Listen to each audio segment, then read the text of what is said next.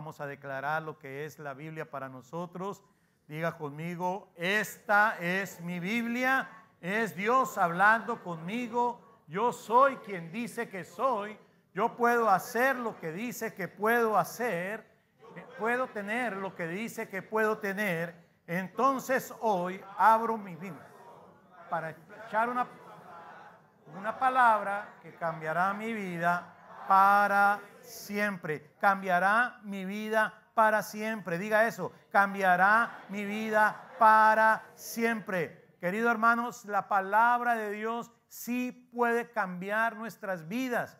Y el cambio que la palabra hace en nosotros es algo que nos va a marcar para siempre. Dios puede cambiar nuestras vidas. Tú y yo tenemos actitudes que necesitan ser cambiadas.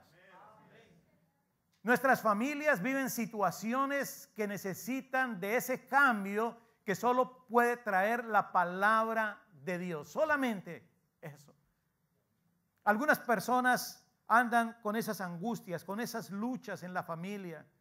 Anoche muy tarde una hermana me estaba mandando un mensaje para pedir oración. Era ya casi medianoche, pero estaba pidiendo oración en medio de su angustia. ¿Dónde está mi fe? ¿Dónde está mi propósito? Necesito ayuda, necesito una palabra de consuelo, porque entra esa angustia. Solamente la palabra de Dios. Nuestra fe está en lo que el Señor quiere que nosotros sepamos de Él, en lo que Dios quiere comunicar a nosotros. La sociedad, la cultura se ha endurecido. Se han apartado de la palabra y por eso se han endurecido. La cultura se ha hecho insensible. Y cuando nosotros vemos eso como creyentes, nosotros estamos llamados a ejercer autoridad sobre todo espíritu de crueldad, de inhumanidad, de injusticia ante las tragedias que sufren las demás personas. Porque cuando nosotros tenemos ese comportamiento de personas de fe, eso va a cambiar las circunstancias. Esa es nuestra fe. Eso es nuestra fe. Vamos a ser fortalecidos en medio de las pruebas. Mire, esas cosas van a aparecer siempre, pero ¿cómo nosotros procesamos esas circunstancias difíciles? ¿Cómo nosotros nos involucramos para ser parte del consuelo, del amor que la gente necesita en medio de sus tragedias? Como creyentes nosotros, eso va a cambiar el corazón de las culturas y las sociedades. Hay un llamado muy especial de parte de Dios para nosotros en la iglesia.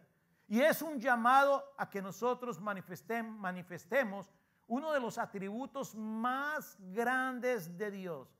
Y ese atributo es la misericordia. Estamos llamados a ser compasivos, a ser misericordiosos. ¿Cuántos dicen amén? A no ser duros, a no ser insensibles y mucho menos crueles ante las tragedias de otras personas. Cuando nosotros miramos la Biblia y la miramos como una manera en que Dios nos habla a nosotros, no estamos yendo a la Biblia para nosotros en ella satisfacer solamente una curiosidad en cuanto a saber informaciones religiosas. No, nosotros vamos a la Biblia con un deseo sincero, con un deseo apasionado de conocer cuál es la voluntad de Dios. Para nosotros firmemente comprometernos con esa voluntad y obedecerla y tener una relación con Él. Relación. Y en esa relación y por esa relación nosotros podamos impactar al mundo con bendición. Con bendición. El mundo necesita ser bendecido y nosotros somos la bendición de Dios para el mundo. El apóstol Pablo en el libro de Romanos, y no hay que buscar esta cita, solamente quiero mencionar algo que está ahí en el libro de Romanos en el capítulo 12, en donde el Señor nos está hablando, Pablo está allí hablando de parte del Espíritu Santo de deberes, de la forma como nosotros debemos comportarnos en nuestra vida como cristianos, en la vida cristiana, en nuestro diario vivir. Entre muchas cosas que él dice allí en el verso 8, dice que nosotros debemos hacer misericordia. Nosotros debemos hacer misericordia, que cuando hagamos misericordia nosotros debemos hacer misericordia con alegría. No como que porque nos toca, porque estamos obligados, sino porque sentimos algo lindo por hacerlo, por ser usados por Dios. También más adelante en esos mismos pasajes de Romanos 12, dice que nosotros debemos compartir para las necesidades de los santos.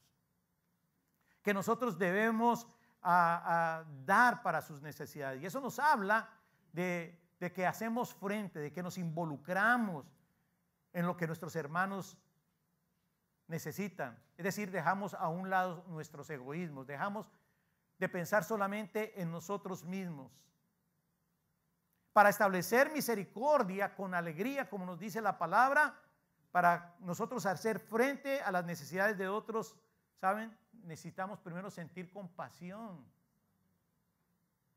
Nosotros necesitamos en realidad simpatizar con las causas de otros, sufrir junto a otros, participar del sufrimiento de otros, hasta solidarizarnos con ellos, porque podemos comprender su dolor.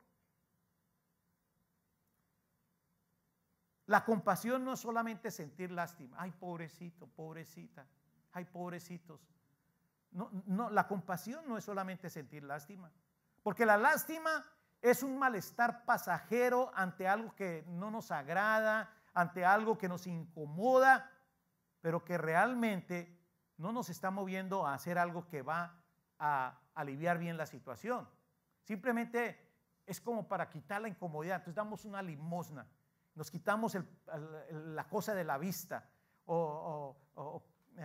decimos, hay unas palabras simplemente para salir del apuro, de salir de esa situación.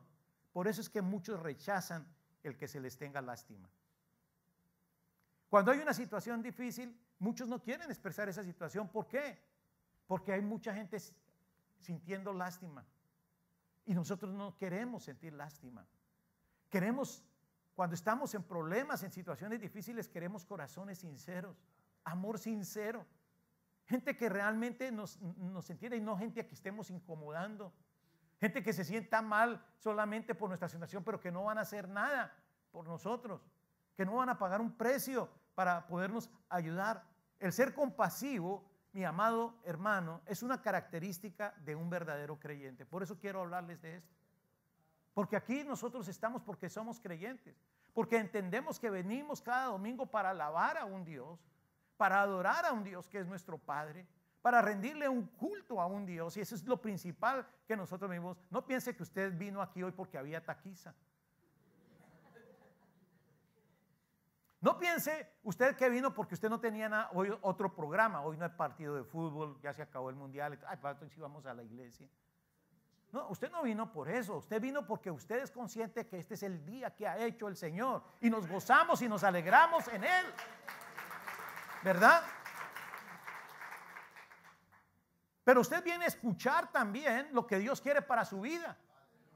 Usted viene para escuchar su palabra, porque usted es un seguidor de Jesucristo. Y usted viene a aprender del ejemplo de otros servidores de Jesucristo, ejemplos que han quedado en la palabra de Dios. Entonces miramos esos ejemplos. Cuando hablamos de gente compasiva, tenemos que mirar las vidas de gente como el apóstol Pablo. El apóstol Pablo, aún viviendo en circunstancias personales muy difíciles, no dejaba de buscar las formas de aliviar las necesidades de otros. Mire, cuando él estaba preso en Roma, él amando a sus hermanos, las iglesias que él ya había plantado en otros lugares y todo, pero sin poder hacer mucho por él estar ahí en prisión, siempre andaba buscando quién podía ayudarles a ellos. Y así sucedió en una ocasión cuando Filipos, la iglesia en Filipos, necesitaba la ayuda de alguien que les dirigiera, de alguien que les enseñara, de alguien que estuviera con ellos en las dificultades que estaban pasando. Entonces, para ayudarles, él buscó la ayuda en Timoteo. Miren lo que dice Filipenses capítulo 2, versos 20 y 21. Porque uno dice, pero ¿por qué Timoteo? ¿Por qué buscó la ayuda de Timoteo? ¿Por qué no la ayuda de otro? ¿Por qué no la ayuda de pronto de uno que fuera de buen billete y todo eso? Sino Timoteo, un muchacho. Dice allí, Filipenses 2, versículos 20 y 21. Dice, pues a ninguno tengo del mismo ánimo y que tan sinceramente se interese por vosotros. Porque todos buscan lo suyo propio, no lo que es de Cristo Jesús. Ahí miramos que Pablo estaba buscando un ministro sin codicia, o sea, una persona que quisiera servir, eso es lo que quiere decir ministro, una persona que va a servir. Entonces estaba buscando un ministro sin codicia, que no fuera a buscar su propio mérito, que no fuera a buscar su comodidad o su seguridad, sino que buscara la verdad, que buscara la santidad, que hiciera el trabajo, que cumpliera con el deber, que pagara el precio. Y Timoteo tenía un espíritu fraternal. Entonces él sí se iba a poder ocupar de los demás. Él siempre estaba dispuesto, le había demostrado a Pablo eso, que estaba dispuesto a negarse a sí mismo. Era un verdadero apasionado con las cosas de Cristo. Él ponía las cosas de Cristo primero. Dios sigue buscando esta clase de hombres y mujeres en su iglesia. ¿Estás acá? Pero la mayoría de nosotros buscamos primero nuestros propios intereses, al mismo tiempo que profesamos al nombre de Cristo. Y no es ningún regaño. No es ningún regaño, mi hermano, no lo vaya a tomar así de esa manera. Simplemente es una meditación, hermanos. Realmente, ¿cuánto nosotros estamos amando a Cristo, a su iglesia, para nosotros realmente podernos apasionarnos por el trabajo de su iglesia, que es mostrar el amor de Cristo? El evangelio, ¿qué es? Es como nosotros mostramos el amor de Dios hacia el mundo, que dio a su Hijo unigénito para venir a morir a este mundo porque nos amaba, aun cuando nosotros le habíamos faltado, aunque nosotros nos habíamos convertido en sus enemigos. Timoteo no buscaba sus propias cosas. Él se negó a sí mismo. Él no cayó en las trampas que tantos caemos. Su preocupación principal fue la misión de la iglesia, la verdad de Cristo, el bienestar de la iglesia. Pero saben, en ese momento cuando Pablo estaba buscando quién le ayudara verdaderamente, él no vio que esas cosas que tenía Timoteo no se aplicaban a la mayoría de los creyentes, a la mayoría de los ministros de Roma donde él estaba preso, y lamentablemente tampoco se aplica a muchos creyentes y ministros a lo largo de los siglos. Cuando la iglesia necesita levantar su voz ante las injusticias que pasan en este mundo, ¿por qué nos quedamos callados? ¿Por qué no comenzamos a predicar más fuerte el evangelio del amor de Cristo? ¿Por qué dejamos que pasen situaciones como las que pasan sin que nosotros estemos clamando y nuestro clamor se oiga fuera de las paredes que nosotros ocupamos en los templos? ¿Han ustedes escuchado lo que anda pasando con este avión que cayó en Malasia, o cayó en Rusia, perdón, pero que era de una aerolínea de Malasia? Rusia y Croacia son países que están en conflicto. Croacia desde que se dividió la Unión Soviética, se ha querido independizar de Rusia, o se independizó de Rusia, pero hay personas que no quieren esto y son los rebeldes, y Rusia está apoyando a esos rebeldes y les ha dado armamento que no saben manejar. Son misiles de largo alcance. ¿Y qué es lo que están haciendo? Andan derribando aviones civiles, 295 muertos. Pero nosotros vemos eso como una noticia más, como algo más que, ay, pobrecitos. Pero nosotros no andamos manifestando dolor por esas situaciones. Hay 295 familias enlutadas. Hay personas que perdieron tanto. Quizás muchos de ellos no conocían a Cristo y se perdieron para la eternidad. Pero nosotros solamente estamos viendo eso como una noticia más. Estamos viendo que hay un incremento en el conflicto que está pasando entre Israel y palestinos. No es nada nuevo, es algo que lleva mucho tiempo. Ayer en el tiempo de oración estuvimos orando por estas cosas, clamando por estas cosas, derramando nuestras lágrimas por esto. Nosotros aquí no le vamos a dar razón política a uno o al otro, aunque la verdad es que las noticias en los medios hispanos se parcializan con los palestinos, porque eso es lo que andan buscando los palestinos, parcializar la opinión pública a su favor. Eso es un trabajo que se ha creado ahí en sus mentes, desprestigiar a Israel. Pero esa no es la verdad. Israel ama a los palestinos, aunque está en guerra con ellos. Yo quiero mostrarles que Israel es un pueblo misericordioso, que es un pueblo compasivo aún con sus enemigos. Lo que es la verdad es que Israel ha estado enfrentando los ataques de los palestinos en los últimos meses de una forma impresionante. Más de 1,400 proyectiles han sido disparados contra Israel por los palestinos. Son misiles que tienen alcance sobre todo el pueblo de Israel, sobre todas las ciudades de Israel. Pueden llegar a destruir a todo Israel, y eso es lo que ellos quieren. Pero ¿qué hace Israel mientras tanto? Defendiéndose. Quiere destruir las bases donde ellos tienen esos misiles. Esos son sus blancos, no son la gente civil. Pero para poder desacreditar a los israelíes, ¿qué hacen? ¿Qué hacen esas personas? ¿Qué hacen esas gentes? Ponen niños ahí cuidando esos misiles. No son los misiles para proteger la gente, sino la gente protegiendo los misiles. Y cuando hay una incursión de Israel para destruir esos misiles y mueren inocentes, ahí todo el mundo sacando la publicación para desprestigiar a Israel. ¿Saben de dónde comen los palestinos? De Israel. A diario, cientos de camiones distribuyen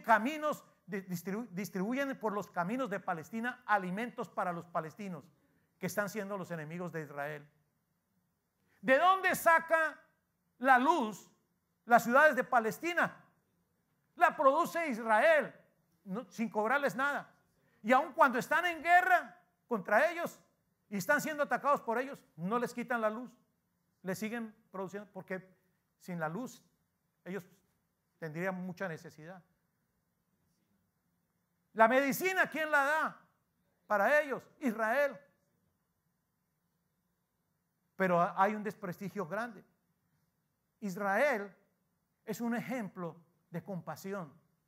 Aún con los enemigos necesitamos tener compasión.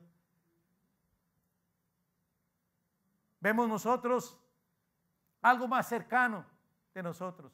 El éxodo de niños que estamos teniendo aquí en los Estados Unidos en la frontera.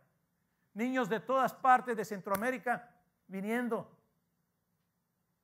Algunos solos, algunos acompañados de sus padres, de sus madres más bien. Desesperados, porque en nuestras naciones donde nosotros venimos no hay oportunidades para ellos, hay peligros de muerte. Desesperados, no pudiendo hacer nada más, se dejan engañar con esas ideas de que aquí se les va a recibir a todos y se les va a dar oportunidad a todos, pero eso es imposible, eso no se puede hacer, eso es contra la ley. Aún así, cuando estas personas llegan a las fronteras, nos olvidamos de ser compasivos y los tratamos como animales y los despreciamos y decimos que son una invasión como si fueran una plaga. Esa es la dureza del corazón. Así hasta ahí hemos llegado. Y saben, la iglesia no anda diciendo mucho. La iglesia no anda haciendo mucho. Nosotros no andamos predicando en contra de esas cosas. Tenemos que predicar la verdad, tenemos que predicar del amor y tenemos que predicar en contra del odio. Pero no lo hacemos. Porque no hay compasión en nosotros. Porque decimos, ese no es mi problema, yo ya tengo suficientes problemas conmigo para cargar los problemas de los demás. Y permitimos que el enemigo endurezca nuestros corazones. ¿Cuánto has orado tú estos días por esa situación? ¿Qué días has proclamado tu ayuno para hacer que esta situación cambie? ¿Has hecho algo espiritualmente? ¿Saben? Esta guerra es espiritual.